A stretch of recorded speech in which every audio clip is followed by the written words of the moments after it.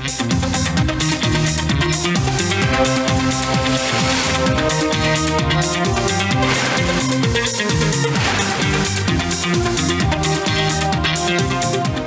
টিভির সাপ্তাহিক আয়োজন ভায়া হোটেলস প্রেজেন্টস বিচ ট্রেন্ডসে স্বাগত জানাচ্ছি আমি আব্দুল্লাহ আল মামুন। গত 10 ডিসেম্বর সারা দেশে পালিত হলো ভ্যাট দিবস এবং 10 ডিসেম্বর থেকে 15 ডিসেম্বর পালিত হচ্ছে ভ্যাট সপ্তাহ। আজকে বিচ ট্রেন্ডসে আমরা কথা বলবো ভ্যাট নিয়ে। 3 জন অতিথিকে আমরা আমন্ত্রণ জানিয়েছি। শুরুতে চলুন তাদের সাথে আপনাদের পরিচয় করিয়ে দিই। আজকে স্টুডিওতে আমাদের সাথে অতিথি হিসেবে আছেন জনাব অরুণ কুমার বিশ্বাস, মহাপরিচালক, গবেষণা ও পরিসংখ্যান, জাতীয় রাজস্ব বোর্ড, ঢাকা। আমাদের সাথে আছেন বাংলাদেশ দোকান মালিক সমিতির মহাসচিব জনাব মোহাম্মদ জহিরুল হক ভূঁইয়া এবং আরও রয়েছেন জাতীয় রাজস্ব বোর্ড, ঢাকার প্রথম সচিব শুল্ক আধুনিকায়নের জনাব মোহাম্মদ তারেক হাসান। আপনাদের 3 জনকে স্বাগত জানাচ্ছি। শুরুতেই জনাব অরুণ কুমার বিশ্বাসকে দিয়ে শুরু করতে চাই, যেহেতু গত 10 তারিখ থেকে ভ্যাট সপ্তাহ শুরু হয়েছে এবং ভ্যাট দিবসে, এবং এবারের যে প্রতিপাদ্য ভ্যাট দিব জনে জনে, অংশ নিব উন্নয়নে, এবারের ভ্যাট দিবসে বা ভ্যাট সপ্তাহে আপনাদের বিশেষ কোনো আহ্বান বা বিশেষ কোনো বার্তা দিতে চাইছেন কিনা? ধন্যবাদ। আপনি যেমনটি বলছিলেন যে অলরেডি আমাদের ভ্যাট দিবস আমরা উদযাপন করেছি, এখন চলছে ভ্যাট সপ্তাহ। প্রতি বছরের ন্যায় এবারও কিন্তু আমাদের বেশ কিছু কর্মযোগ্য ছিল, কর্মযোগ্যই বলবো, কারণ আমরা বছরে এই একটি দিন মোটামুটি ফেস্টিভিটির মধ্য দিয়ে এই দিনটি পালন করে থাকি। এবং সেখানে সত্যি সত্যি আমরা যারা ভ্যাট কিন্তু জনে জনেই দিচ্ছি। ইভেন একজন রিক্সা পুলার বা এনিবডি যিনি কোনো কিছু কনজিউম করছেন, পানি কিনছেন বা এনিথিং, সেখানে কিন্তু এটা যেহেতু এটা ভোক্তা কর, প্রত্যেকেই ভ্যাট দিতে হয়। যিনি খেয়ে বাঁচেন তিনি কিন্তু ভ্যাট দিয়ে থাকেন। এই জন্য অনেকে আবার এটাকে ভিএটি, এটাকে ভেরি অ্যাগ্রেসিভ ট্যাক্স এটাও বলেন, যে এটা কাউকে কিন্তু নিস্তার দেয় না। কিন্তু মজার ব্যাপার হলো এই বিজনেসম্যান যারা কিনা বলে থাকেন তারা ভ্যাট দিচ্ছেন, তারা কিন্তু একজন কালেক্টর হিসেবে কাজ করছেন, একজন কালেক্টিং এজেন্ট। ব্যাপারটা এরকম যে আপনি আমি যখন এন্ড ইউজার হই, যখন ভ্যাটটা দিয়ে আসি, তখন কিন্তু এই বিজনেসম্যান যারা সম্মানিত ব্যবসায়ী, তারা কিন্তু এই ভ্যাটটি কালেক্ট করে সেটি কিন্তু সরকারের খাতে জমা দেন। এটা দুইটা বিষয়। একটা হলো যে সেখানে বিজনেসম্যানরা অত্যন্ত সম্মানিত বোধ করতে পারেন যে তারা সরকারের পক্ষে কাজ করছেন, আমরা যেমন করছি। আবার একই সাথে এটা ভাবার কোনো কারণ নাই যে ভ্যাটের কোনো ক্ষতিবৃদ্ধি হলে তাদের উপরে কোনো প্রভাব বিস্তার ওইভাবে করে, কারণ যেহেতু উনি নিজে এটা দিচ্ছেন না। এবং আরেকটি বিষয় আমি এখানে অ্যাড করতে চাই যে এবারে ভ্যাট দিবসে আমাদের মাননীয় অর্থ উপদেষ্টা মহোদয় একটা খুব দামি কথা বলেছেন, যে আমরা যখন ভ্যাটের বিষয় বা আয়কর নিয়ে কথা বলি, তখন একটা বিষয় আমরা চিন্তা করি, সেটা হলো প্রাইভেট বেনিফিট, অর্থাৎ আমরা ব্যক্তিগতভাবে কতটা লাভবান হলাম। স্যার সেখানে বলেছেন যে আমরা তার বাইরে যদি একটু সোশ্যাল বেনিফিট বা রাষ্ট্রীয় বেনিফিটের কথা ভাবি, তখন কিন্তু আমাদের অনেক আক্ষেপ থাকে না যে আমি ভ্যাট দিচ্ছি, সেই টাকা কোথায় যাচ্ছে। কোথাও যাচ্ছে না, কেউ না কেউ সুবিধা পাচ্ছে। আমরা রাস্তাঘাট কিন্তু এখানে একটু যদি বলি, ধরুন যিনি ভ্যাট দিচ্ছেন, আপনি যেটি বলছেন সোশ্যাল বেনিফিটের কথা ভাবলো, কিন্তু একইভাবে যিনি ভ্যাট দিচ্ছেন না, মানে সংগ্রহ করে দিচ্ছেন না সেভাবে, তার জন্য তো কোনো রকমের কিছু হচ্ছে না। যেখানে আমরা দেখতে পাচ্ছি ধরুন মাত্র এত বড় একটা অর্থনীতির ভেতরে 5 লক্ষের মতো বোধহয় সংখ্যায় এরকম যারা ভিএটি রিটার্ন করছে, তো সেই জায়গায় যিনি দিচ্ছেন এবং যিনি দিচ্ছেন না, তার মধ্যে যদি ট্রিটমেন্টে পার্থক্য না থাকে, তাহলে কি আসলে মোটিভেট হয়? আপনি একেবারে সঠিক কথা বলেছেন। এটা আনইভেন কম্পিটিশন তৈরি হয় এবং তখন যারা দিচ্ছেন তাদের মধ্যে এক ধরনের মর্মযাতনা তৈরি হয় যে আমি কি দিয়ে ভুল করলাম। সেক্ষেত্রে জাতীয় রাজস্ব বোর্ড বরাবরের মতো সদা জাগ্রত এবং অবশ্যই আমাদের মেকানিজম কাজ করছে যাতে আমরা অলওয়েজ ভিজিলেন্ট, কীভাবে আমরা কর নেটকে বাড়াতে পারি এবং কর হারকে না বাড়িয়ে আমরা কর জালকে কিন্তু বিস্তৃত করতে বদ্ধপরিকর। এই ব্যাপারে আমাদের মাননীয় চেয়ারম্যান মহোদয়ও বলেছেন যে আমাদের এই ব্যাপারে জাগ্রত থাকতে হবে এবং ভ্যাট দিবসের অন্যতম প্রতিপাদ্য এটা যে আমরা জনে জনে যাতে আমরা পৌঁছে যেতে পারি এবং যাতে সবাই এই কর নেটের মধ্যে আসে। আমরা এবারের যদি বাজেটের অবস্থা দেখি এবং বিশেষ করে রাজস্ব আহরণের জায়গায় প্রায় 6 মাস আমরা এই অর্থ বছরের শেষ 4 মাস চলছে এবং আরও 6 মাস যদি থাকে, সেই জায়গায় আমরা বেশ কিছু ঘাটতিতে কিন্তু রয়েছি। তো সেইখানে কি সামনের দিনগুলোতে ভ্যাট একটা বড় রকমের সেই লক্ষ্যমাত্রা অর্জনের জায়গায় কি ভ্যাট একটা বড় রকমের আমরা কি বলবো উপাদান বা উপায় হিসেবে আসবে? কারণ অনেক কথাবার্তা হচ্ছে, যেটি নিয়ে আমরা কথা বলবো, একক হারের কথাবার্তা হচ্ছে, নেট বাড়ানোর কথা হচ্ছে, সেগুলো নিয়ে সেই ভাবনাগুলো নিয়ে এখানে কিছুটা চ্যালেঞ্জ কিন্তু আছে। আমি সত্যের অপলাপ করব না। সেটা এরকম যে আপনি জানেন যে এই অর্থ বছরের গোড়ার দিক থেকেই যে এই যে আমাদের যে বৈষম্য বিরোধী আন্দোলন এবং পরবর্তীতে বিজয়, এর ফলে কিন্তু আমাদের ব্যবসায়ী সমাজ কিন্তু কিছুটা না অনেকটাই কিন্তু ক্ষতিগ্রস্ত হয়েছেন। সেটা আমরা দেখতে পাই প্রতিফলনটা যখন আমরা দেখি যে ইম্পোর্ট কমে গেছে অনেকটাই হারে। ইম্পোর্টের কিন্তু শুধু ফিনিশড প্রোডাক্টস নয়, কাঁচামালও কিন্তু আমদানি হয়। কাঁচামাল যখন কম আমদানি হয়, অর্থাৎ ইম্পোর্ট ট্যাক্স কমে যাওয়ার মানে হলো কাঁচামাল আমদানি কম হয়েছে, তখন সেটা কিন্তু ভিএটির উপরে একটা নেতিবাচক প্রভাব বিস্তার করে। তবে সেই সাথে আমি আশাবাদী হচ্ছে এই জন্য যে সেই সময়টা কিন্তু আমরা অনেকটা কাটিয়ে এসেছি এবং কাটিয়ে উঠেছি। আমরা আশা করি বাকি যে 7 মাস আছে, এ সময়টা আমরা নিশ্চয়ই বুস্ট না হলেও অনেকটাই এটাকে থেকে কাটিয়ে উঠতে পারবো বলে প্রত্যাশা। আপনি আশাবাদী। আমি জনাব জহিরুল হক ভূঁইয়ার কাছে একটু আসতে চাই।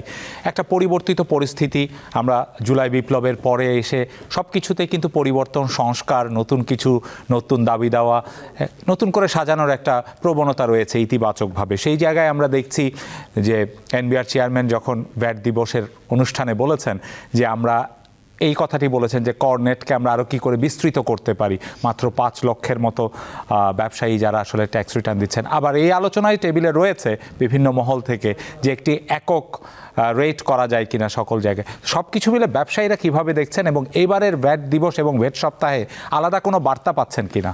ধন্যবাদ আপনাকে। আসলে আমি যেহেতু দোকান মালিক সমিতির মহাসচিব, আমি এই ভ্যাটকে আমি দোকান মালিকদের হয়েই কথা বলবো। তা তো অবশ্যই, জি। তো আমরা আসলে ভ্যাট বিরোধী নই। আমরা ফ্রম ভেরি বিগিনিং 1991 সনে যখন এটা প্রবর্তন হয় তখন থেকে ভ্যাটের একটা নিয়ম ছিল যে পাইকারি ও খুচরা পর্যায়ে ভ্যাট আরোপিত হবে না। পরবর্তী পর্যায়ে সেটা পাইকারি খুচরা পর্যায়ে আসছে।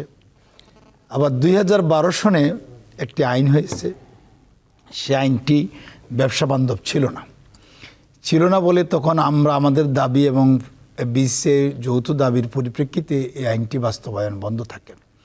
2017 সনে মহান জাতীয় সংসদে এটি আবার পুনরায় বাস্তবায়নের জন্য পাশ হয়। আমরা আবারও তৎকালীন সরকার প্রধান এবং মহান জাতীয় সংসদের সদস্যবৃন্দের কাছে আমরা অনুরোধ করেছিলাম এই বলে যে এবার পরিবর্তন করেও যদিও ব্যাটটি উপস্থাপন করা হয়েছে অথবা সংসদে পাশ করা হয়েছে, সেটি ব্যবসা বান্ধব হয়নি। এটি 18 সনের নির্বাচনের পরে নতুন যে গভর্নমেন্ট আসবেন তিনি নতুন করে এই আইনটি ব্যবসা বান্ধব করে বাস্তবায়ন করবেন বলে আমরা বিশ্বাস করি। আমাদের এই দাবিটা তখন সরকার মেনে নিয়েছিল এবং 19 সনে 2012 সনের ভ্যাট আইন বাস্তবায়ন করা হয়। তৎকালীন অর্থমন্ত্রী মহোদয়ের সাথে আমরা দেখা করেছিলাম। তিনি তখন বলেছিলেন যে এই আইনটি আমরা এখন বাস্তবায়ন করছি, আইনের ভুল ত্রুটি বা অন্যের খারাপ কিছু দিক থাকতেই পারে, ভালো মন্দ সব কিছুরই আছে, এটারও থাকতে পারে। যদি ভবিষ্যতে এই ধরনের কোনো কিছু আমরা অ্যাড্রেস করতে পারি তাহলে সেই ক্ষেত্রে আমরা এটা সংশোধন করব। তো এই আইনটি বাস্তবায়নে আমাদের যে অসুবিধা হয়েছে সেটা হচ্ছে যে এই প্রথম ভ্যাট আদায়ের জন্য আমাদের দোকান মালিকদের কোনো জায়গায় ইসিআর মেশিন বসানো হয় প্রথম, যে ইলেকট্রনিক ক্যাশ রেজিস্টারের মাধ্যমে ভ্যাট আদায় করা হবে, সেটিও আলোর মুখ দেখেনি। পরবর্তী পর্যায়ে ইএফডি মেশিন দেওয়া হয়, সরকারি পর্যায় থেকে ইএফডি মেশিন সরবরাহ করা হয়। আমার মনে হয় 10,000 ইএফডি মেশিনও সরকার দিতে পারেনি, দীর্ঘ সময় চলে গেছে। এবং আপনারা দীর্ঘদিন বলছিলেন প্রয়োজনে বেসরকারি উদ্যোগে আমরা এই মেশিন আমদানি করব এবং এই মেশিন আমদানি করে দোকানে দোকানে বসিয়ে দিয়ে আমরা নিজেরাই এই ভ্যাট কালেকশন করব। এর উপরে আমাদেরকে একটা খরচ দেওয়ার আমরা দাবি জানিয়েছিলাম। যেরকম এখন জেনেক্সের সাথে একটা কন্ট্রাক্ট হয়েছিল, পরবর্তী পর্যায়ে জেনেক্স এটা উঠাবে, এটা ঢাকাতে বোধহয় তাকে 52 পয়সা এরকম দেওয়া হবে, চিটাঙ্গে বোধহয় আর একটু 2-1 পয়সা বেশি এরকম করে দেওয়া হবে। জেনেক্সও সেই উদ্যোগ নিয়েছিল, বাট আমার জানা মতে জেনেক্স সেটা ফেল করেছে। তো সর্বোপরি আসলে আমাদের দিক থেকে আমরা যারা খুচরা এবং পাইকারি দোকানদার আছি, আমাদের আসলে সেই ধরনের সক্ষমতা অর্জিত হয় নাই যে এই ভ্যাটের যতগুলো 4.3, 6.1, 6.2, 6.3 এই সব কিছু মেনটেন করে চালানের মাধ্যমে ভ্যাট জমা দিয়ে আবার এই ভ্যাটের কাগজ ভ্যাট অফিসে নিয়ে দিয়ে আসা, সব কিছু মিলিয়ে যে জটিলতা, এই জটিলতা আসলে আমাদের পক্ষে প্রতিপালন করা অসম্ভব একটা বিষয়। আমরা নতুন করে যেটা আশা করছি, আমরা মনে করছি যে নতুন একটা বৈষম্য বিরোধী আন্দোলন এবং জনতার আন্দোলনের ফলে একটা সরকার পরিবর্তন হয়েছে, একটা ইন্টারিম গভর্নমেন্ট দায়িত্বভার গ্রহণ করেছেন। ওনারা অর্থনীতি বিষয়ে বিশেষ করে ভালো ভালো অর্থনীতিবিদদেরকে অর্থনীতি দেখশনের দায়িত্ব দিয়েছেন এবং আমরা আরও মনে করি ওনারা বাস্তবতা উপলব্ধি করতে পারতেছেন। এই জন্য যেহেতু ওনারা যে চ্যালেঞ্জটা নিয়ে মানে সরকারি দায়িত্বভার যারা গ্রহণ করেছেন, সেই সময় আর্থিক চ্যালেঞ্জটাই সবচেয়ে বড় চ্যালেঞ্জ ছিল। তো আমরা তো সকলেই জানি যে এই দেশের ম্যাক্সিমাম অর্থনীতির চালিকা শক্তি হচ্ছে ব্যবসায়ীরা। তো বর্তমানে যে পরিস্থিতির সৃষ্টি হয়েছে এই আইন বাস্তবায়ন করতে গিয়ে ধরেন কেউ কেউ সহযোগিতা করছে, যে সমস্ত সরকারি কর্মকর্তাগণ সুন্দরভাবে সহযোগিতা করে ব্যাট আদায় করতেছে, কালেকশনের ক্ষেত্রে মানুষকে ডিমোটিভেট না করে বরং মোটিভেশন দিয়ে আদায় করছে। আমরা আমাদের দোকান মালিক সমিতির পক্ষ থেকে ব্যক্তিগতভাবে ওনাদেরকে ধন্যবাদ জানাচ্ছি। আবার কেউ কেউ এটাকে এত জটিল করেছেন যে ওনার কাছে ভ্যাট দেওয়ার জন্য, ধরেন আমি গেলাম, আমি দোকান বন্ধ করি অথবা দোকানে কোনো লোক বসায়, আমি যেখানে গেলাম, উনি ওনার গল্প, উনি ওনার মোবাইল ফোন নিয়ে বসে আছেন, টেলিফোনে কথা বলছেন, উনি আমার দিকে তোয়াক্কাই করছেন না। আমি যে একজন ট্যাক্স পেয়ির, আমি ট্যাক্স পেয়ি হিসেবে উনি সেখানে আমাকে কোনো গুরুত্বই দিচ্ছেন না। তো এই ধরনের কিছু মানে ব্যক্তিতে এটা ভিন্ন ভিন্ন ব্যতিক্রম কিছু ব্যাপার আছে। জি, তো আমরা এই ভ্যাট দিবসে আমরা প্রত্যাশাটা কি? প্রত্যাশাটা হচ্ছে যে ব্যাটের হারটাকে একটা জায়গায় নিয়ে আসা, আচ্ছা, পার্সেন্টেজ অফ ভ্যাট এটাকে একটা জায়গায় ফিক্সড করা। আর আমাদের দীর্ঘদিনের একটা দাবি আছে, সে দাবিটা হচ্ছে যে দেখেন আজকে সারা বাংলাদেশে অনেক এআরও নিয়োগ দেওয়া হয়েছে, জেনারা ভ্যাট কালেকশন করতেছেন। আমাদের দাবি যদি বাস্তবায়ন করা হতো তাহলে এর প্রয়োজন ছিল না। আমরা বলেছিলাম যে উৎসে যা কিছু নেন উৎসে নিয়ে নেন, একবারে নিয়ে নেন। আপনি 15% নেন, 20% নেন, 25% নেন, যা খুশি নেন, হোয়াট এভার দ্য অ্যামাউন্ট আপনারা নিয়ে নেন, একবারে নিয়ে নেন। আপনারা কেউ আমাদের দোকানে কেউ আসবেন না, আমরাও এই ব্যাপারে কোনো খাতাপত্র মেনটেন করব না। আমরা আমাদের মতো করে উৎসে দিয়ে আসবো। আমরা একবারেই তার উপরে এর উপরে পণ্যের ল্যান্ডিং কস্ট বলেন বা প্রোডাকশন কস্ট বলেন, যা কিছু বলেন, আমরা একবারেই সেটাকে হিসাব নিকাশ করে আমরা কিছু লাভ করে আমরা ক্রেতার হাতে। আচ্ছা, এটা নিয়ে আমরা একটু কথা বলবো। একেবারে আপনি যে জায়গাটাতে এসেছেন জনাব মোহাম্মদ তারেক হাসানের কাছে, আধুনিকায়ন নিয়ে কথা বলবো। যে বারবার করে বলা হচ্ছে, এই অভিযোগটা কিন্তু রয়েছে ব্যবসায়ীদের কাছ থেকে, ইএফডি মেশিন পর্যাপ্ত দেয়া হয়নি, এমনকি তারা বলেছেন বেসরকারি উদ্যোগে, এবং একটা বাজারে অসম ভ্যাট নিয়ে কোনো দোকানে একই পণ্য আমার এখানে ভ্যাট দিতে হয়, আপনার ওখানে ভ্যাট দিতে হয় না, এই বিষয়গুলো রয়েছে। কাজেই আমরা পেছনের দিকে যাব না, সামনের দিকে আপনারা আসলে যখন আধুনিকায়নের কথা বলছেন, দুটো জায়গা, একটি হচ্ছে সংগ্রহটাকে কি করে সহজ করার পরিকল্পনা করছেন, দ্বিতীয় হচ্ছে এই যে রিটার্ন জমা দেয়া, যেটা নিয়ে বারবার করে জিরো রিটার্নের কথা বলা হচ্ছে এবং ভোগান্তি, অনেকে সেটা বোঝেনও না। এই বিষয়গুলো নিয়ে আপনাদের বর্তমান ভাবনাটা কি? ধন্যবাদ আপনাকে। আমি আপনার কথা প্রসঙ্গে, আমার জহির ভাইয়ের কথা প্রসঙ্গে বলছি যে অবভিয়াসলি আমাদের এই মুহূর্তে আমরা যদি আমাদেরকে আত্মবিশ্লেষণ করি তাহলে অবশ্যই আমাদের সামনে ভালো কিছু করার অনেক জায়গা আছে। যেমন উনি একটু আগেই যে উদাহরণটা দিলেন যে ব্যক্তি বিশেষে হয়তো অনেক ক্ষেত্রে আসলে ব্যবহারটা ঠিকমতো সব ক্ষেত্রে হয়তো সমান ব্যবহার আমরা পাই না, বা আমাদের এক্সপেকটেশন অনুযায়ী ট্যাক্স পেয়ারের সাথে যেই আইডিয়াল বিহেভ একজন রেভিনিউ কর্মকর্তার, একজন রাজস্ব কর্মকর্তার করার কথা, সেক্ষেত্রে হয়তো অনেক ক্ষেত্রে ব্যত্যয় হয়। তাহলে এটিকে আমাদের কিভাবে নিয়ন্ত্রণ করতে হবে? এটিকে নিয়ন্ত্রণ করতে হবে একটা সিস্টেম ডেভেলপ করে, এবং সেটাই কিন্তু আমাদের এখনকার মূল উদ্দেশ্য, মূল অভীষ্ট, কিভাবে আমরা এটা অটোমেশন করতে চাচ্ছি। তো আপনারা জানেন যে আমাদের কিন্তু integrated VAT administration system, iBAS system চালু হয়েছে, এবং সেটি কিন্তু দীর্ঘ বেশ কয়েক বছর হয়েও গেছে, এবং সেখানে আপনারা ট্যাক্স পেয়াররা কিন্তু ভ্যাট রেজিস্ট্রেশনও অনলাইনে নিতে পারেন, রিটার্নও অনলাইনে দিতে পারেন। এখন আমাদের এই জায়গাটা একটু ঘাটতি হয়তো থাকতে পারে যে অ্যাওয়ারনেস, প্রচার, সকলেই কি জানে কিনা, সকল ব্যবসায়ী সমাজে সবাই কি জানে কিনা যে সে যে ঘরে বসে রিটার্নটা দিতে পারে। আসলে কিন্তু আমি ভাই সামনেই আছেন, আপনার কিন্তু ভ্যাট রিটার্ন জমা দেওয়ার জন্য আমার অফিসে যাওয়ার কোনো প্রয়োজনই নেই।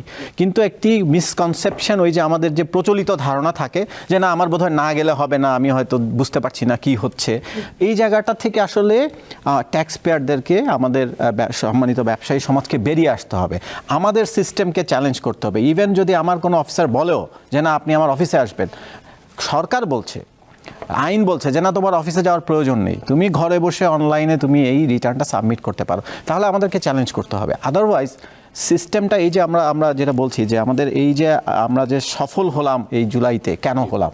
চ্যালেঞ্জ করেই তো। সো চ্যালেঞ্জটা করতে হবে। এক্ষেত্রে আমাদের যেটা বোর্ড থেকে আমাদের অ্যাওয়ারনেসের একটা বিষয় আছে, সেটা অবশ্যই করতে হবে।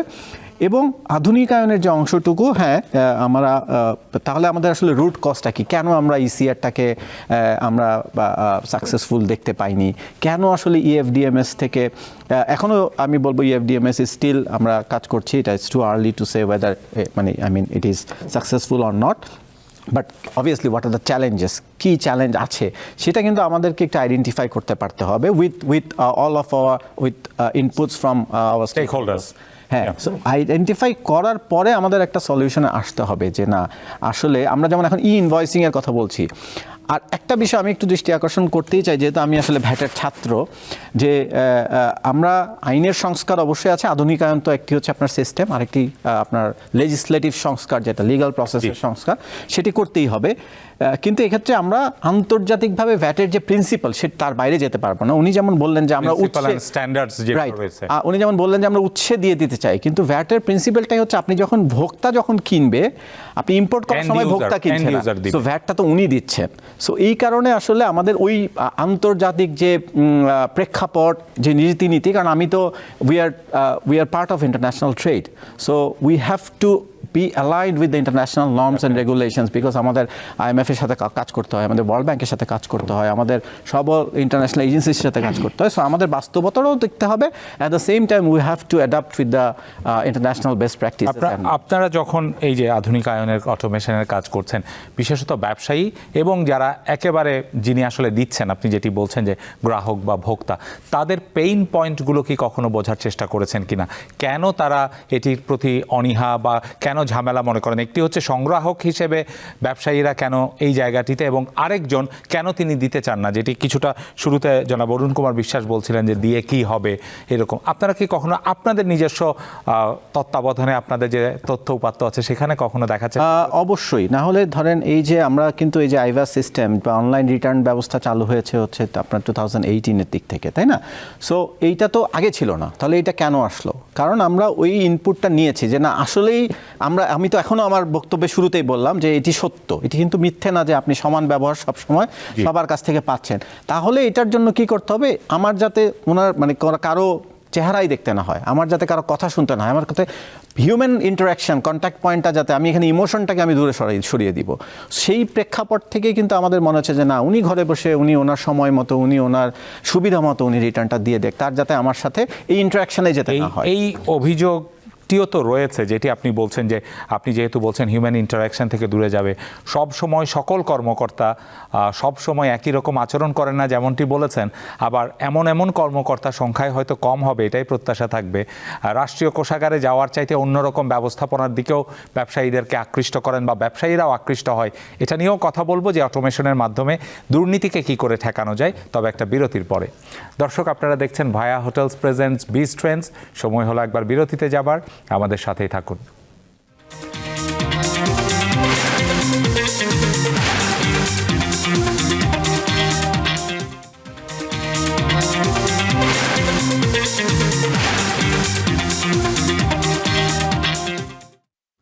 বিরতি থেকে ফিরে আরও একবার স্বাগত ভায়া হোটেলস প্রেজেন্টস বিজ ট্রেন্ডসে। কথা বলছি ভ্যাট দিবস এবং ভ্যাট সপ্তাহ নিয়ে। আমার সাথে অতিথিরা রয়েছেন, জনাব মোহাম্মদ তারেক হাসান আছেন আমাদের সাথে, প্রথম সচিব জাতীয় রাজস্ব বোর্ড। আমরা বিরতিতে যাবার আগে বলছিলাম অটোমেশনের সুবিধার কথা আপনি বলছিলেন, আমি সেখানে যুক্ত করেছিলাম যে এখানে আরেকটি বড় বিষয় রয়েছে, কিন্তু সব জায়গায় বাংলাদেশের কোন সেক্টর আপনি আলাদা করতে পারবেন না, তবে রাজস্বের ক্ষেত্রে বলা হচ্ছে যে ভ্যাট যারা সংগ্রহ করে তাদের কেউ এবং তাদের সাথে অসাধু ব্যবসায়ীরা যোগ সাজসে কখনো এই বিষয়টি করেন যে রাষ্ট্রীয় কোষাগারে এটি জমা পড়ে না। তো সেই জায়গায় অটোমেশন বা আপনারা কি সেটি নিয়ে ভেবেছেন কিনা, কি করে আসলে যতটুকু সংগৃহীত হচ্ছে সেটা যেন রাষ্ট্রের কোষাগারে যায়? ধন্যবাদ আপনাকে আবারও খুবই পার্টিনেন্ট টেকনিক প্রশ্ন করার জন্য। আসলে এটি মূল বিষয় যে আমরা এই জায়গাটাকে কিভাবে অ্যাড্রেস করতে পারি, কারণ যেহেতু ভ্যাট মানে এখানে আসলে অনেকগুলো পার্টি পুরো সাপ্লাই চেইনে, ভোক্তাও একটা পার্টি, সে যদি ভ্যাট কম দিতে পারে তার কিন্তু পকেট থেকে ক্যাশ কম যাচ্ছে। যিনি সংগ্রহ করছেন উনিও একটা পার্টি, উনি যদি সংগ্রহ করে রাষ্ট্রীয় কোষাগারে জমা দিতে না হয় তারও কিন্তু একটা অ্যাডিশনাল মার্জিন অ্যাড হচ্ছে, এবং যিনি দায়িত্ব পালন করছেন সরকারি কর্মকর্তা তিনিও যদি কোনো ধরনের যোগসাজস্যের মধ্যে থাকতে পারেন তারও হয়তো বাড়তি আয় হতে পারে। সো তিন ধরনের স্টেক হোল্ডারদেরই আপনার একটি ইনসেন্টিভ, ন্যাচারাল ইনসেন্টিভ আছে যাতে করে এই সিস্টেমটাকে বাইপাস করা যায়। এইটা তাহলে আমাদের সিস্টেম দিয়েই প্রিভেন্ট করতে হবে। সো অন্যান্য দেশ কি করছে তাহলে আমাদের শিখতে হবে, কারণ এটা তো শুধু বাংলাদেশে না, ভ্যাট কিন্তু আমাদের সারা দুনিয়াতে জি। বিস্তৃত আছে, ভ্যাট বা জিএসটি আমরা যেটাই বলি। তাহলে অন্যান্য দেশ যারা ডেভেলপড হয়েছে, শুরুতে অনেকেই সিমিলার চ্যালেঞ্জ থাকে আসলে আমাদের মতো যারা কনটেক্সটেড দেশ, আমাদের মতো যাদের ইকোনমি, তাদের ক্ষেত্রে সব ক্ষেত্রে আপনি জানেন যে corruption is a big problem.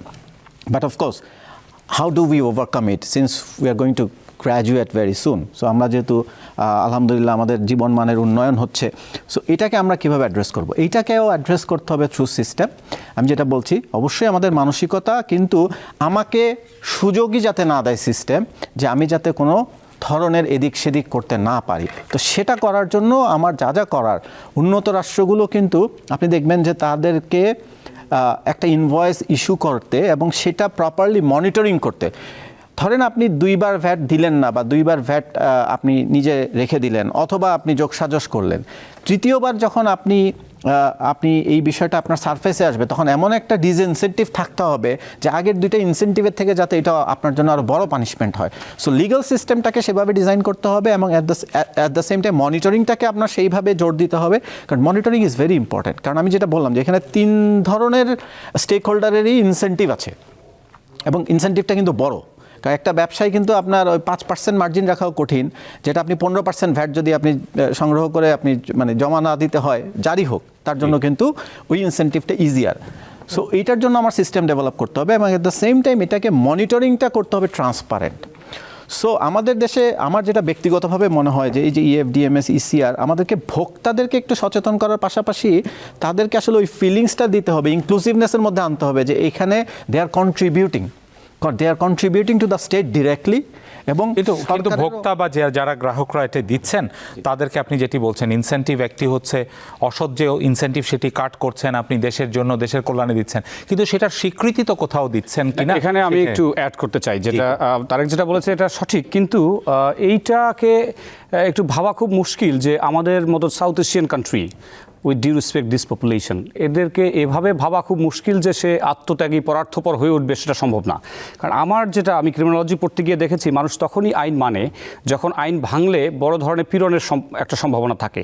অবশ্যই আমাদের মানে আত্মিক উন্নতির দরকার, যে আমাদের একটা সেরকম ইনসেন্টিভাইজ করতে হবে যে we are doing something for the country, কিন্তু এই ফিলিংসটা খুব আনা খুব টাফ যতক্ষণ না আপনি তাকে বাধ্য করছেন। যেমন ধরেন আমি একটা উদাহরণ দিই, কর্পোরেট ক্রাইম যখন আমরা পড়ি, ট্রেড বেসড মানি লন্ডারিং, সেখানে আমরা একটা জিনিস দেখতে যাই যে যখন একজন বিজনেসম্যান, অবশ্যই উনি অসৎ বিজনেসম্যান, ওনার প্রথমেই একটা থাকে যে আমি এমনভাবে ভ্যালুটাকে প্রেস করব, এলসি করব যে আমার একটা বড় অঙ্কের টাকা বিদেশে থ্রো হয়ে যায়।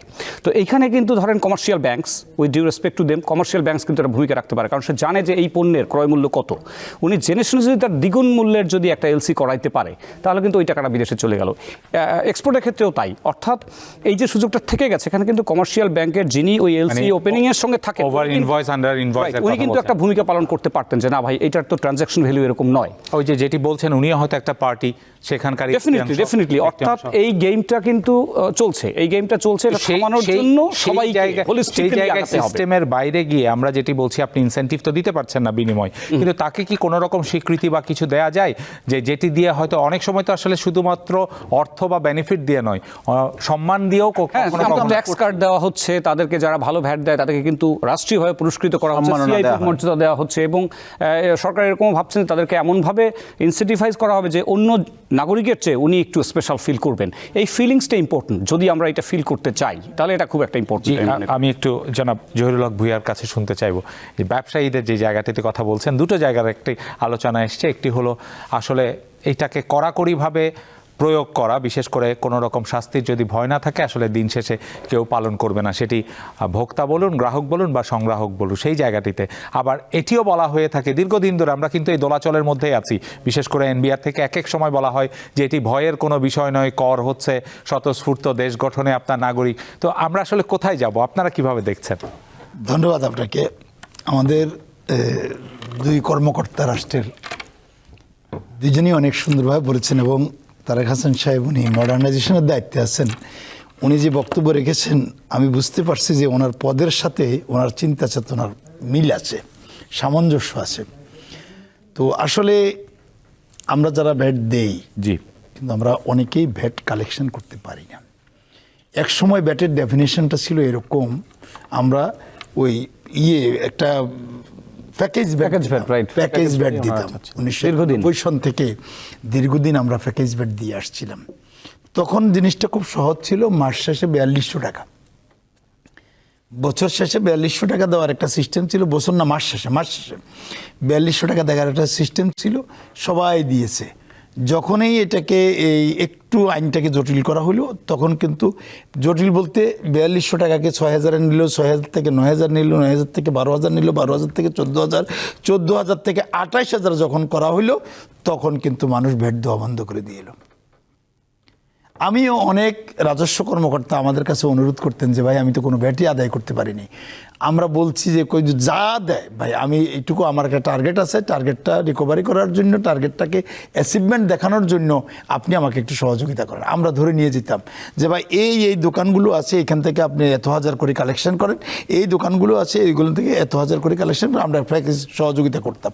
আমরা এই যে এই ভ্যাট দিবসও, আমরা এই যে ব্যাট সপ্তাহ পালিত হচ্ছে, এই ব্যাট সপ্তাহের মধ্যে আমরা এই মানে অ্যাওয়ারনেস ডেভেলপমেন্টের জন্য আমরা আমাদের বাংলাদেশ দোকান মালিক সমিতির অফিসে কিছু ব্যাট কনসালটেন্টকে আমরা নিয়ে এসেছি যে আমরা যারা ব্যাট দিতে অসুবিধা ফিল করতেছি বা প্রবলেম ফেস করতেছি, যেই কোনো কারণে বাধাগ্রস্ত হচ্ছি বা দিতে গিয়ে আমাদেরকে অতিরিক্ত টাকা দিতে হচ্ছে, এই বিভিন্ন সমস্যাগুলি কিভাবে সমাধান করা যায়, এই জন্য আমাদের দোকানদারদেরকে অ্যাওয়ারনেস ডেভেলপমেন্টের জন্য আমরা অলরেডি আমাদের লোকজন কাজ করতেছে।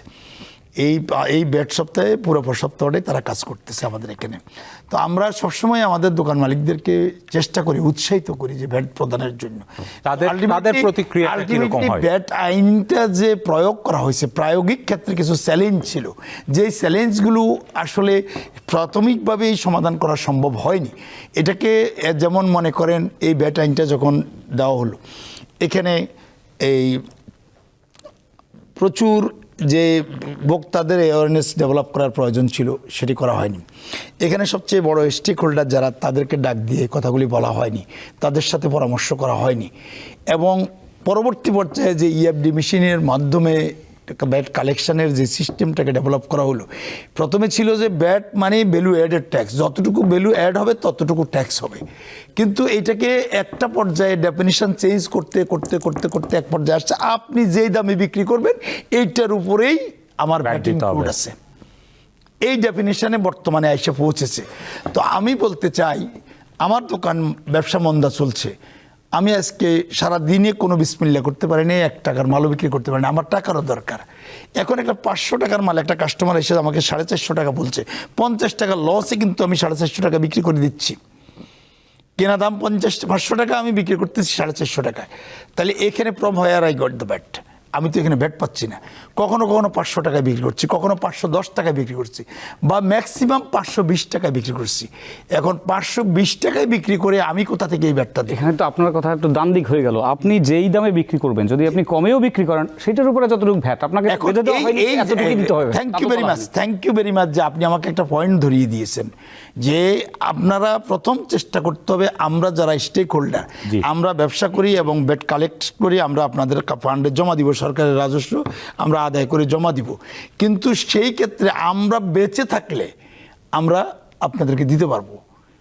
আমরা ব্যবসায়ীরা সোনার ডিম পাড়া হাঁস, আমরা ব্যবসায়ীরা সোনার ডিম পাড়া হাঁস।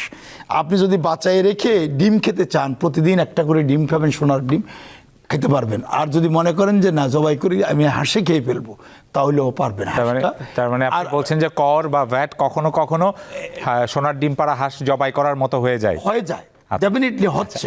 এখন যে কথাটা আমাদের কমিশনার সাহেব বা মহাপরিচালক সাহেব বলেছেন, যে আপনি লস দিয়ে বিক্রি করলেও ভ্যাট এখানে বিক্রয় মূল্যের উপরে দিতে হবে, বিক্রয় মূল্যের উপরে ব্যাট থাকবে। এইটা অনেক ব্যাট কর্মকর্তারা আমাদেরকে বলেন, ব্যবসা আপনি লাভ করছেন কি লস করছেন, that doesn't matter, matter is this, এটার সঙ্গে ব্যাট যুক্ত আছে। আচ্ছা, এটা নিয়ে আমরা একটু কথা বলি, এটার সাথে প্রাসঙ্গিক। আমি প্রশ্নটাকে অন্যভাবে, জনাব অরুণ কুমার বিশ্বাস যেটি বলছেন, এটি কিন্তু ধরুন যে কোনো পণ্যে আমরা দুটো পাশাপাশি যদি দোকানকেই ধরি, যে একটি দোকান সে কিন্তু একেবারে আপনাদের নিয়ম মেনে সব কিছু করে এবং সততার সাথে আমরা বলি ভ্যাট সংগ্রহ করে জমা দেয়। আরেক দোকান কিন্তু একই পণ্য বলে যে ভ্যাট দিতে হবে না আমার কাছে। দিন শেষে ভোক্তার কাছে কিন্তু জিনিসটার দাম কমে যাচ্ছে। ধরুন 5% ভ্যাট যদি হয়, যে 1000 টাকা দিচ্ছে এই দোকানে 1050, ওই দোকানে হচ্ছে 1,000 টাকা, তো স্বাভাবিকভাবে তার বিক্রি বেড়ে যাচ্ছে এবং সবাই জানে একে অন্যকে। এই চ্যালেঞ্জটা আসলে বাস্তবে কিভাবে মোকাবেলা করা যায়? ইন্টারেস্টিংলি আমি এই কথাটাই এতক্ষণ ধরে ভাবছিলাম যে আমি যদি একটু এন্ড ইউজার অর্থাৎ ভোক্তা কর, তো এটা বিএটি তো ভোক্তা কর, তাহলে ভোক্তাদের দিক থেকে যদি একটু ভাবি, ব্যাপারটা কিন্তু ঠিক তাই। ধরেন আপনি যদি আমাকে অনেস্টলি জিজ্ঞেস করেন যে আপনি কি করেন, আমি যখন টুকটাক জিনিস বাজারে কিনতে যাই, আমি কিন্তু চেষ্টা করি যে যেখানে অনেস্টলি, আমি কিন্তু একেবারে অন দ্য এয়ার বললাম, অনেস্টলি আমি চেষ্টা করি যে কোথায় ভ্যাটটা না দিয়ে পারা যায়। যেমন আপনি যদি একটা পণ্য যদি আগ্রা থেকে কেনেন তাহলে 5% কিন্তু কিনে নেবেন। ধরেন আপনি অলিটিলি একটা তেল, সেটা দামই আছে 2,000 টাকা, 5% কিন্তু অনেক টাকা। ওইটা যখন আপনি মুদির দোকান থেকে কিনবেন তখন কিন্তু ভ্যাট দিতে হচ্ছে না, মাঝে মধ্যে ছাড়ও দেয়। হ্যাঁ, রাইট, মাঝে মাঝে 200-100 টাকা ছাড়ও দেয়। সো এইটা যে একটা ব্যাপার, এটা আমাদের ওই যে বললাম আবার সেই সাউথ এশিয়ান স্টাইলে যেতে হবে। আমরা কিন্তু নিউজিল্যান্ড হইনি, আমাদের পানি যেমন নিচের দিকে করায়, আমরাও চেষ্টা করি ভোক্তারাও যে কোথায় ভ্যাট একটু কম দিয়ে যদি কোনো কিছু সংগ্রহ করা যায়। আর আমাদের ভাই যেটা বললেন এইটার সাথে আমি একটু দ্বিমত করি। কেন? এখানে আমাদের বিজনেসম্যানদের একটা মজার একটা ফ্যালাসি আছে, ওটা সবসময় মনে করেন ভ্যাটটা ওনারা দিচ্ছেন। এইটা কিন্তু ঠিক না, একদমই ঠিক না। আবার একটা জিনিস ওনারা যেটা করেন, প্রফিট মার্জিনটা ঠিক করেন যে ঠিক আছে এই পণ্যটার আমি 60 টাকা লাভ করবো, ওইখান থেকে 10 টাকা যদি কোনোভাবে ভ্যাট থেকে চলে যায়, উনি মনে করেন যে এটা ওনার পকেট থেকে চলে গেল বা প্রফিট থেকে চলে, প্রফিট থেকে চলে গেল। কিন্তু বুঝতে হবে যে সরকারের দেওটা দেওয়ার পরে তাকে কিন্তু প্রফিট মার্জিন ঠিক করতে হবে। আমি শুধু ভাইকে বললাম না, এটা আমাদের প্রত্যেক আপামর বিজনেসম্যানের একটা টেন্ডেন্সি। এখান থেকে বেরিয়ে আসতে হবে, কারণ দেশকে তো বাঁচতে হবে। উনি যেটা বললেন একটু আগে যে বিজনেসম্যানরাই কিন্তু দেশ চালান, এটা আমি স্বীকার করি। এই জন্য I do respect the business people. তারা যদি অচল হয়ে পড়েন তাহলে দেশ সচল থাকবে না, কিন্তু সেই সাথে তাদের যে মনস্তাত্ত্বিক যে ব্যাপারটা, এখান থেকে বেরিয়ে আসতে হবে। এটা জগতে সকল প্রফেশনে, শুধু ব্যবসায়ী না, যখন তার অ্যাকাউন্টে টাকাটা ঢুকবে এবং তার তো মনে হবে তার টাকাটা, আপনাকে যদি আপনার স্যালারির সাথে বা এর সাথে যখন আমরা বলি এটা এই ভাতা, তিনি কিন্তু সেভাবে দেখেন না। তিনি দেখেন এটি হচ্ছে আমার টোটাল, এটা আমার টাকা। তো সেই জায়গা থেকে সেটিকে কি কোনো সিস্টেম বা কোনো নিয়মের মাধ্যমে বাইপাস করার, সেটার একটাই বা কোনো বেস্ট প্র্যাকটিস গ্লোবালি আছে বেস্ট প্র্যাকটিস যদি বলেন, প্র্যাকটিস মানে হলো চর্চা, উত্তম চর্চা, সেটা কিন্তু ভেতর থেকে আসে। আরেকটা জিনিস আমি বলি, আমি পার্সোনালি ফিল করি যে আপনি যতই মেশিন বা যত কিছুই করেন না কেন, the man behind the machine যতক্ষণ না পর্যন্ত ঠিক হবে ততক্ষণ কিছু হবে না। কারণ আমার মনে আছে যখন প্রথম ECR machine, electronic cash register machine, তখন আমি অ্যাসিস্ট্যান্ট কমিশনার ছিলাম, আমার মনে আছে রাজশাহীতে তখন আমার পোস্টিং ছিল। তো আমাদের একজন ঊর্ধ্বতন কর্মকর্তা বললেন, এসে বক্তব্যে বললেন যে এখন আর কোনো ভ্যাট ফাঁকি হবে না, কারণ মেশিন এসে গেছে। পরে তো মেশিন তো পড়ে আছে, ক্ষেত্রে পড়ে আছে, মেশিন কেউ ব্যবহার করে না। আবার একটা নামি একটা কোম্পানিতে গিয়ে দেখলাম যে তাদের মেশিন এভরি আদার ট্রানজ্যাকশন প্রত্যেকটা কিন্তু সে করে না, এমনভাবে সিস্টেম করেছে এভরি আদারটা কাউন্ট হচ্ছে, অর্থাৎ 50% এমনি যাচ্ছে না। সুতরাং শুধু বিজনেসম্যানের দোষ দিয়ে লাভ নাই, আমাদের মধ্যে একটা জিনিস খুব কমন, দেশাত্মবোধ কম। আর আমরা যদি কোনো রকম ফাঁকি দেওয়ার সুযোগ পাই, আমরা কিন্তু শুধরাতে চাই না। একটা বিরতি থেকে ফিরে সেটি নিয়ে কথা বলবো। দর্শক, আপনারা দেখছেন ভায়া হোটেলস প্রেজেন্স বিচ ট্রেন্ডস। সময় হলো আরও একবার বিরতিতে যাবার, নিশ্চয়ই আমাদের সাথে থাকবেন।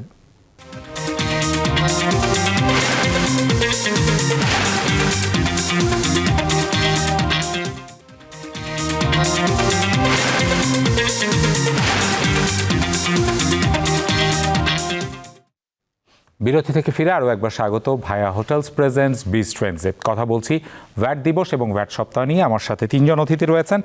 বাংলাদেশ দোকান মালিক সমিতির মহাসচিব জনাব মোহাম্মদ জহিরুল হক ভূঁইয়া আছেন। আমাদের আলোচনার ভেতরে ভ্যাটের যে বাস্তবতাটি তার অনেকখানি উঠে এসেছে। সেই জায়গা থেকে জনাব জহিরুল হক ভূঁইয়াকে আমরা এই প্রশ্নটা রাখতে চাই। দেখুন, আমরা প্রত্যেকের জায়গা থেকে নিশ্চয়ই চাই যে বাংলাদেশের সমৃদ্ধিতে, উন্নয়নে এগিয়ে যাওয়াতে যার যার জায়গা থেকে ভূমিকা রাখা। সেখানে কি করে আমরা সকল গ্রাহক বা ভোক্তাকে আপনাদের মাধ্যমে, অর্থাৎ ব্যবসায়ীরা যারা রয়েছেন তাদের মাধ্যমে একটি, আমরা বলবো যেটি বলছিলেন যে একটা কম্প্রিহেন্সিভ বা অন্তর্ভুক্তিমূলক একটি ভ্যাট সিস্টেমের ভেতরে যদি আমরা যেতে চাই, কোন কোন জায়গাগুলোকে অগ্রাধিকার দিতে হবে? ধন্যবাদ আপনাকে। আমি এই মহাপরিচালক সাহেবের কথার সাথে একটি কথা যোগ করতে চাই, যেটা বলেছেন উনি যে আমাদের দেশপ্রেমের অভাব আছে। এটা নট অনলি বিজনেসম্যানদের, এটা আমাদের আপামর সকল শ্রেণী পেশার জনগোষ্ঠীর মধ্যে দেশপ্রেমের অভাব আছে। উনি তাই বলেছেন, সবার মধ্যেই। আমি এটা ওনার সাথে আই ডু এগ্রি 100%। আমি ইন্ডিয়াতে আজ থেকে 10-12 বছর আগে একদিন রাতে খাওয়া দাওয়া সেরে হোটেলে যাচ্ছিলাম, একটা পান দোকানে যে কোনো একটা জিনিস আমার সাথে একজন ছিলেন, তিনি কিনতেছেন। তো আমি বললাম যে ভাই এই জিনিসটা ভালো না, কিনেন না।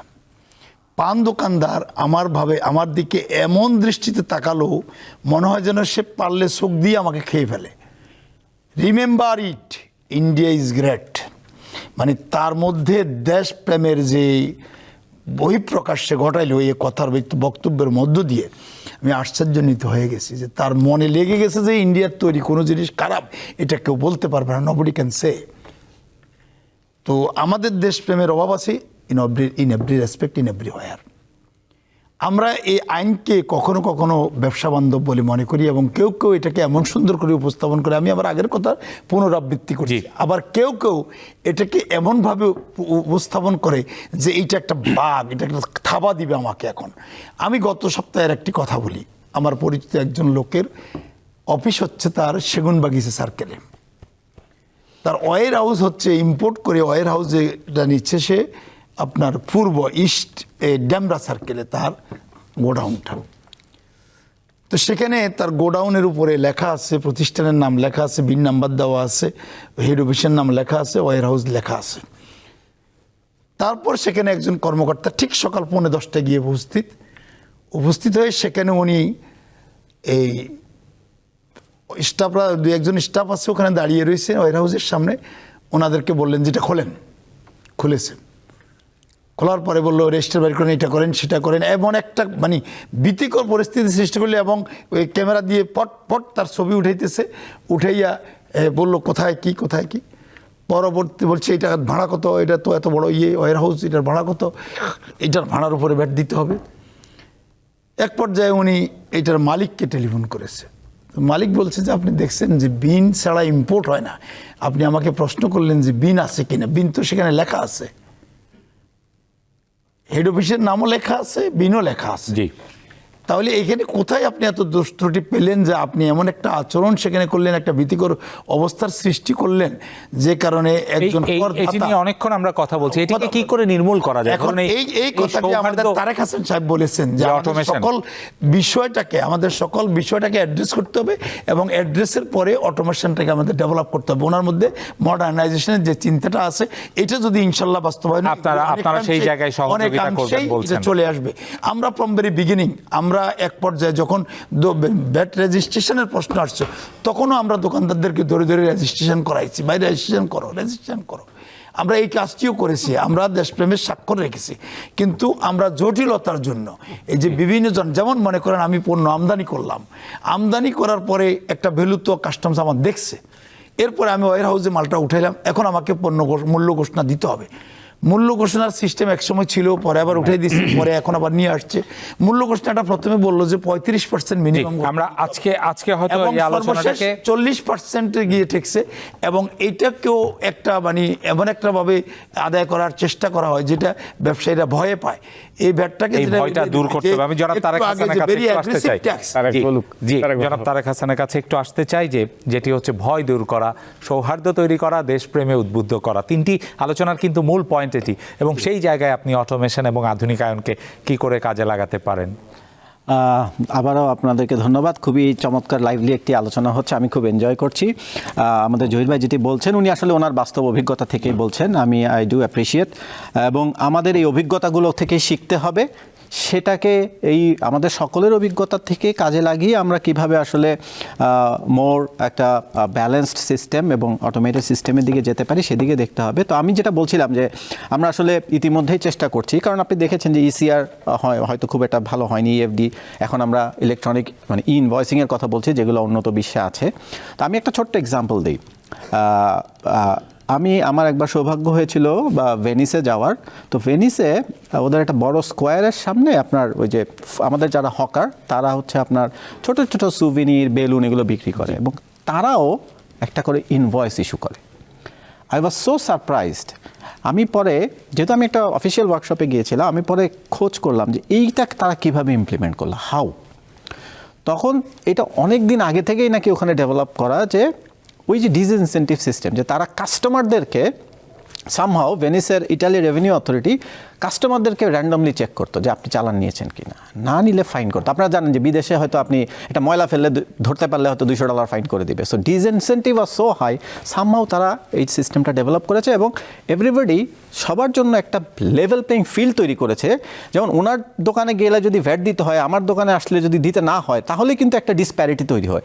এই জায়গাটাকে ওনারা বন্ধ করেছেন দেশের বাইরে বেশিরভাগ ক্ষেত্রেই।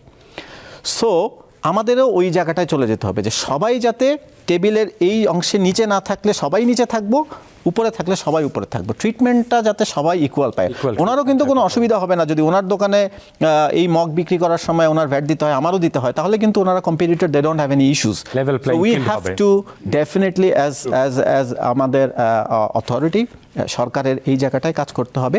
আরেকটি বিষয়ে আমি ওনার সাথে ওই জায়গাটায় একমত, আমরা এটা কিছু কিছু জায়গায় করেছি, আমার এটা সুযোগও আমার দর্শকদেরকে জানানো। যেমন ক্ষুদ্র ব্যবসায়ীদের জন্য কিন্তু আমাদের রিটার্নটা বেশ লম্বা, কিন্তু ক্ষুদ্র ব্যবসায়ীদের জন্য রিটার্নটা বেশ সহজ, বুঝি, কারণ ওনাদের ওই রকম হয়তো সক্ষমতা নেই। কিন্তু এই জায়গাটাও আমার একটু আপত্তি আছে যে সক্ষমতা নেই এটি অজুহাত, আমাদের কিন্তু অজুহাত থাকা চলবে না, কারণ আমরা সামনে তাকাতে চাই, আমরা সামনে যেতে চাই। সো ওনাদেরও ওই জায়গাটা থেকে 91 সালে বসে থাকতে চলবে না, আমাদের কিন্তু 2041-এ যেতে হবে। সো ওনাদের আমি ব্যবসায়ী সমাজেরও কিন্তু সক্ষমতা বৃদ্ধি করতে হবে। আমি অটোমেশনের কথা বলবো, কিন্তু আমি অটোমেশন অ্যাডপ্ট করবো না আমার অর্গানাইজেশনে, তাহলে তো আমিও গ্রো করবো না, আমিও কিন্তু মানে তাদের গ্লোবাল কম্পিটিশনে পিছিয়ে যাবো। সেই জায়গাটাতেও আসতে হবে, নাহলে তো আসলে আমরা we will go hand in hand, we will grow together. অনেক ধন্যবাদ। আমি জনাব অরুণ কুমার বিশ্বাসের কাছে আসতে চাই, যেটি নিয়ে আমরা কথা একটু কম বলেছি, সেটি হচ্ছে যারা দিচ্ছেন, বিশেষ করে ভ্যাট দিচ্ছেন, তাদের ভেতরে অনেকের আবার চালান নেওয়ার কিংবা যারা চালান সংগ্রহ করছেন তাদের চালানটা দেওয়ার ঠিক মতো, এখানেও কখনো কখনো গাফিলতি, কখনো ইচ্ছেকৃত এই বিষয়টি থাকে। কি করে আমরা নিশ্চিত হতে পারি, যেটি জনাব তারেক হাসান বলছেন যে প্রত্যেকেই চালান নিচ্ছেন বুঝে, এবং চালান না পেলে সেটার জন্য এক ধরনের ফাইনের ব্যবস্থা। তো বাংলাদেশে আসলে চালান সংগ্রহের বিষয়টিকে কি করে আমরা সামাজিকভাবে আরও একটু সক্রিয় করতে পারি? ধন্যবাদ মামুন ভাই। তারেক যে কথাটা বলেছে তার সূত্র ধরেই আমি বলি যে আসলে এটা কিন্তু নাগরিক দায়িত্ব। নাগরিক দায়িত্ব। আপনি এবারে আমাদের যে ভ্যাট দিবসে কিন্তু বেশ কিছু টিভিসি তৈরি করা হয়েছে, আপনি দেখবেন বা দেখে থাকবেন। সেখানে কিন্তু আমরা বিভিন্ন আইটেম আর খাতোয়ারি দেখিয়েছি যে একজন গোল্ডের দোকানে গিয়ে বলছে যে আপনি এইটা যদি নেন তাহলে ভ্যাট সহ এত, ভ্যাট ছাড়া এরকম। অর্থাৎ একজন সুনাগরিকের কিন্তু একটা দায়িত্ব রয়েছে যে আপনাকে অবশ্যই চালান চেয়ে নিতে হবে। আপনি যতক্ষণ না চালান নিচ্ছেন ততক্ষণ পর্যন্ত আপনি এনশিওর করছেন না যে আপনার দেয়, যেটা আপনি অলরেডি দিয়েছেন যে ভ্যাট, সেটা সরকার পেয়েছে। এটি কিন্তু নিশ্চিত করতে হবে। এই জন্য চালান চেয়ে নেওয়াটা আমার ইকুয়াল রেসপন্সিবিলিটি। এবং এখানে যেহেতু অনেকগুলো ট্রাই পার্টি, বিজনেসম্যান, ভোক্তা এবং আমরা যারা সরকারি যারা কাজকর্ম করছেন, 3 গ্রুপকে কিন্তু সতর্ক হতে হবে। এবং এখানে আরেকটা জিনিস আমি বলতে চাই যে অনেক সময় মিস ইন্টারপ্রিটেশন হয়, যেটা আমাদের ভাই বললেন যে অনেক সময় হয় না যে আপনি একটা ভালো কাজ করছেন, অ্যাপ্রিসিয়েশন পাচ্ছেন না, বরং আপনাকে ডেপ্রিসিয়েট করা হচ্ছে, আপনাকে খারাপ কিছুতে ইনস্টিগেট করা হয়েছে। সুতরাং আপনাকে একটু অ্যাপ্রিসিয়েশন দিতে হবে। অ্যাপ্রিসিয়েশন দিতে হবে, যারা ভালো দিচ্ছে ওই ট্যাক্স কার্ডে শুধু আটকে থাকলে হবে না, আমাদেরকে সত্যি সত্যি তাদেরকে অ্যাপ্রিসিয়েট করতে হবে। যেমন আমি যেটা পার্সোনালি ফিল করি, যদি আমার অফিসে কোনো বিজনেসম্যান আসে, আমি প্রথম তাকে বসতে দেই, চা বা কফি অফার করি, এই জন্য যাতে উনি মনে করে যে না, সরকারি অফিসের লোকজন খারাপ না। এইখান থেকে আমাদের বেরিয়ে আসতেই হবে। আমি আত্মসমালোচনা দিয়েই শুরু করতে চাই। আমি পরে তাকে বোঝাবো, দরকার উনি বারবার ভুল করবেন, আমি বারবার তাকে শুধরে দেবো। অর্থাৎ একজন অফিসার হবেন একজন অফিসার। আমি এটাকে যেভাবে ব্যাখ্যা করি, শুধু ভয় দেওয়া তার কাজ নয়, ভয় দেওয়া তার কাজই নয়। তার কাজ হলো পাশে একটা সহায় হয়ে দাঁড়ানো এবং তাকে টেকনিক্যালি কোনো সময় আইনের সুবিধা, আইনকে ব্যবহার করে, কোনো সময় আপনার মেশিনকে ব্যবহার করে তাকে তার আসল উদ্দিষ্ট লক্ষ্যটাকে কিন্তু তাকে অ্যাচিভ করতেই হবে।